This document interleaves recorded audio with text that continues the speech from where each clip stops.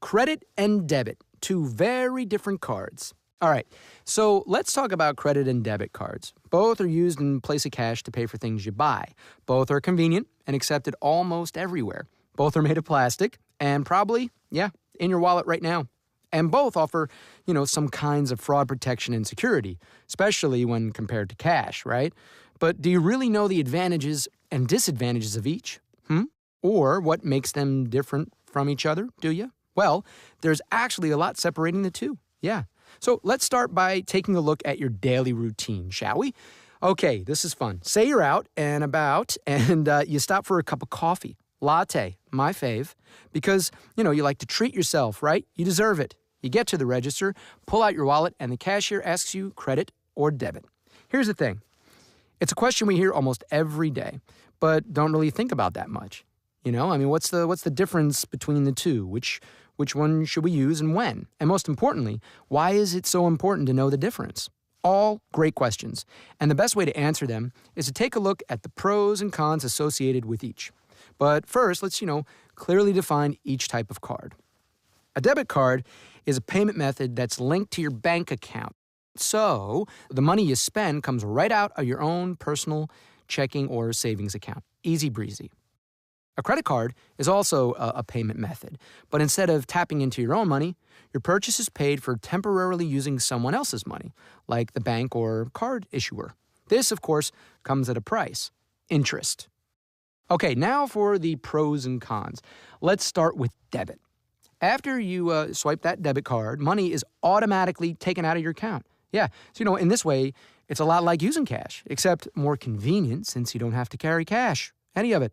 Plus, it's also great for keeping track of what you spend, because if you're enrolled in online banking, you can review your transactions online, or you can always check your balance at the ATM. Oh, and speaking of ATMs, let's say you need some paper money. Well, your debit card, it's usually combined with your ATM card, meaning if you have money in your account, you can usually get cash wherever you can find an ATM, which these days is pretty much everywhere. But remember, to avoid those ATM fees, be sure to use your own bank's ATM. Another plus is that many stores, they allow you to take cash out at the register. Yeah, all you need to do is use your PIN. But, good question, here we go. What if you leave your card at the register or it falls out of your pocket somewhere along the way?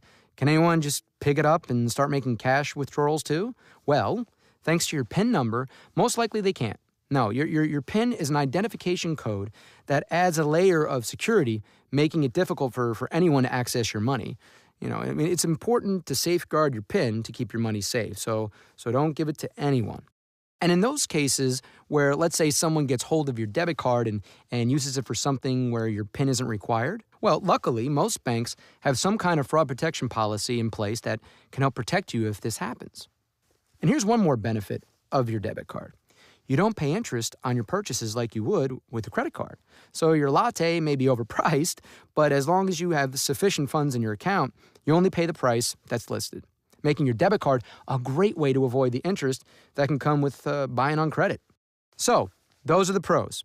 Debit is convenient, secure, interest-free, and some people find it easier to keep a budget. Now, let's talk about a few of those cons. First, your card can be declined.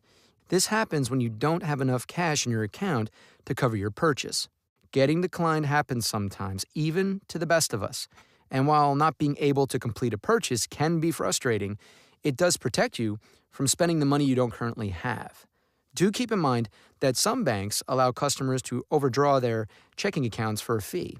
If you think this might be a useful feature for you, check with your bank to find out their specific policies.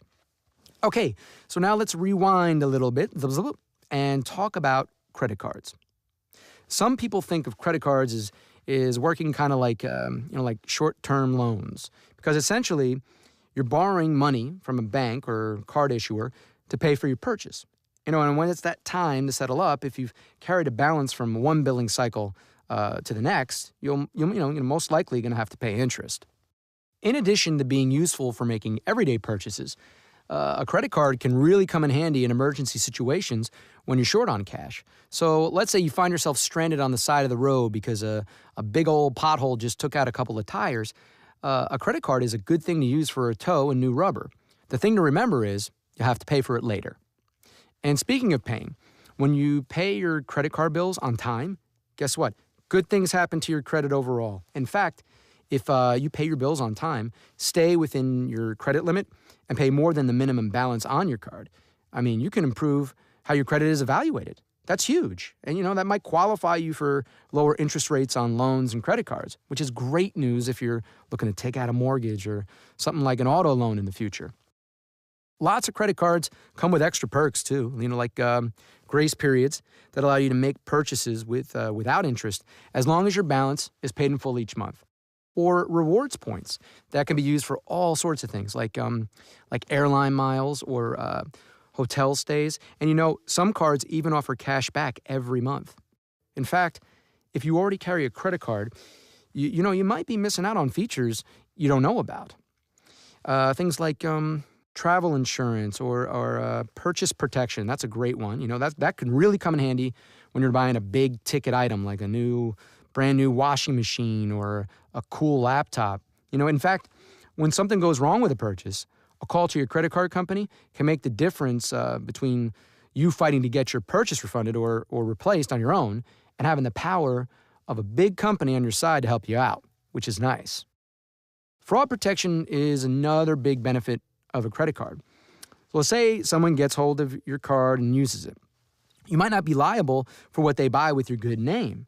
And this is true of debit cards as well, but, the policies, they might be different. So as you can see, there are clearly many benefits to using credit cards, but, there are some potential downsides as well. And those typically come about, when you don't use your card responsibly, like when you miss a payment. You'll be hit with late fees, and your annual percentage rate, or APR, can also rise. Even worse, it can have a negative effect on your credit.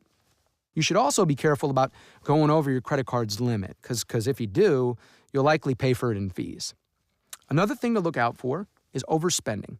Some cards, they'll give you pretty high spending limits, and without discipline, you can end up spending your way into a place where you may not want to be. Unnecessary debt. Hey, and that's a hole that can be hard to climb out of. So credit or debit, the choice is yours. And that's what we're really talking about here, making a smart decision and understanding the pros and cons that come with each. So the next time you're standing at that register, you'll know that whichever card you decide to use, you'll be using the one that's right for you. It's the kind of knowledge that helps you sleep better at night, unlike that extra large latte you just bought yourself.